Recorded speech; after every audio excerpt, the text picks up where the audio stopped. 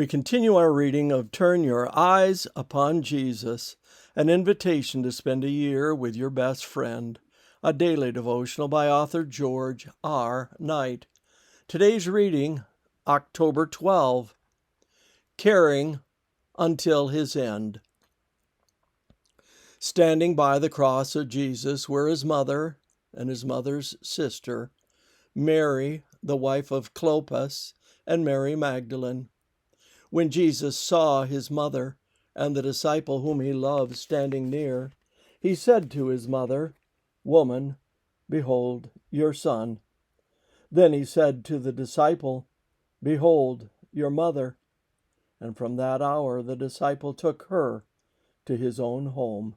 John 19:25-27. Jesus was not alone as he moved toward death. John mentions 4 women and himself, the only disciples specifically mentioned by the Gospels as a witness to the death of Jesus. Some of Jesus' followers may have opted to avoid the scene because it was always dangerous to be too closely identified with a condemned criminal. But at least the 4 women had the courage to be with him until the end. They were an interesting group.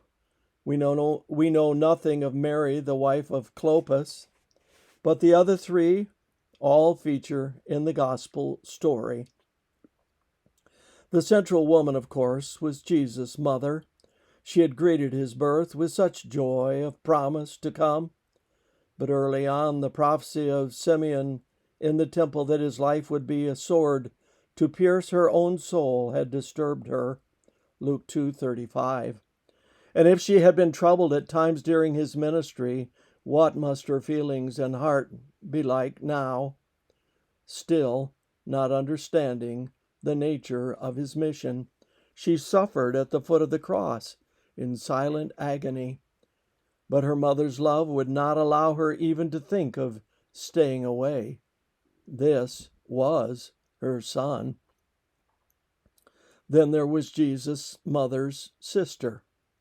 While John's Gospel does not identify her, a comparison of the parallel passage in Mark 15:40 and Matthew 27:56 makes it evident that she is Salome, and the mother of James and John, the sons of Zebedee. She had earlier received a firm rebuke for trying to get her sons the top spots in Jesus' kingdom, but she had accepted it with a positive attitude. Now she is here at the crucifixion of her nephew. Last, there is Mary Magdalene, from whom Jesus had cast out 7 devils, Mark 16:9, Luke 8:2. She was eternally grateful for what he had done in her life. But Jesus isn't quite finished with these women. Even on the cross, in his own agony, he could not forget his mother.